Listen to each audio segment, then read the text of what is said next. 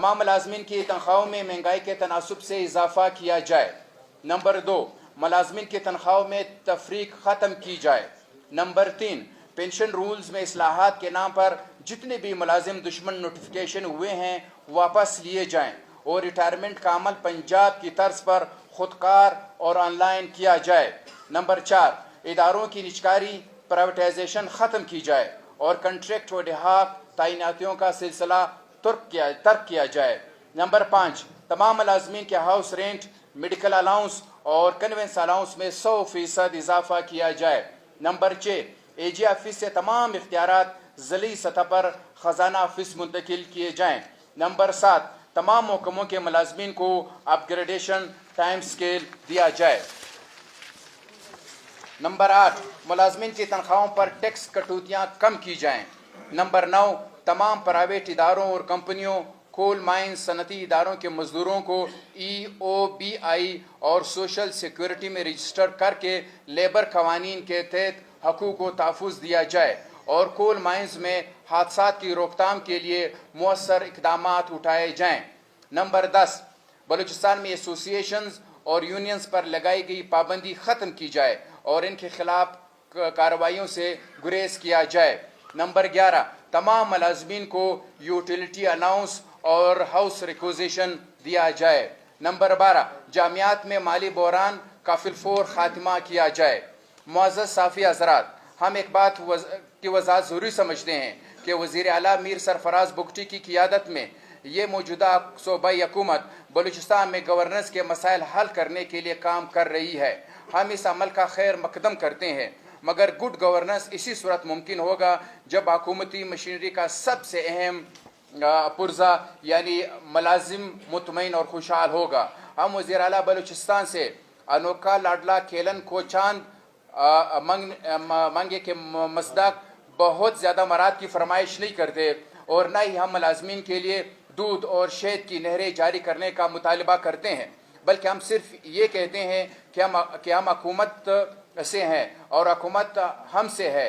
आपकी good governance का तस्वर मुलाजमीन ही के ज़रिए अमली सूरत इख्तियार कर सकता है। लिहाजा ग्रैंड गुड गवर्नेंस का पहला उसूल मुलाजमीन का इत्मीनान और खुशहाली है। इन्हीं महकमों में अच्छा माहौल और अच्छी फ़िज़ा कायम करें, इन्हें वसाइल दें और इन्हें यकीन दिलाएं कि इनके बच्चों का मुस्तकबिल तारीख नहीं तो ये मुलाजमी इस्लाहात की इस अमल में आपका दस्तो बाजू बनेंगे। ऐसा नहीं हो सकता कि आप गुड गवर्नेंस का भी दावा करें और गवर्नेंस के बुनियादी पिलर को ही कमज़ोर करें, तो ये इमारत कभी भी मुस्तहकम नहीं हो सकती। हम किसी सूरत ये नहीं चाहते कि सड़कें बंद हों, दफातर में सरकारी उमूर ठप हों और आवाम को मुश्किलात का सामना करना पड़े।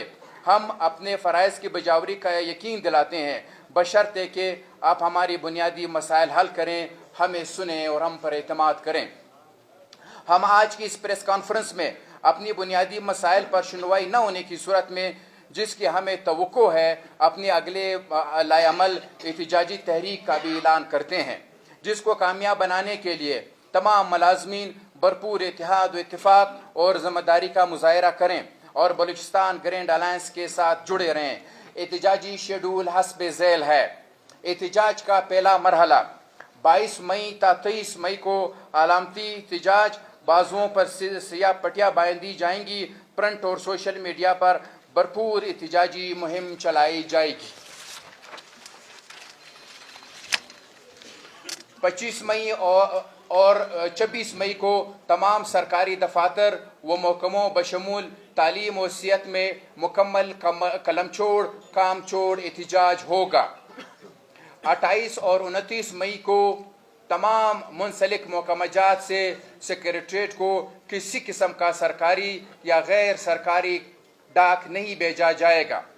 एहतिजाज का दूसरा मरहला 29 मई को कोयटा में मरकजी एहतिजाजी रैली व जलसा मुनक़द किया जाएगा, जबकि इसी रोज़ तमाम अजला में एहतिजाजी रैलियाँ, मुज़ाहरे और जलसे मुनक़द होंगे।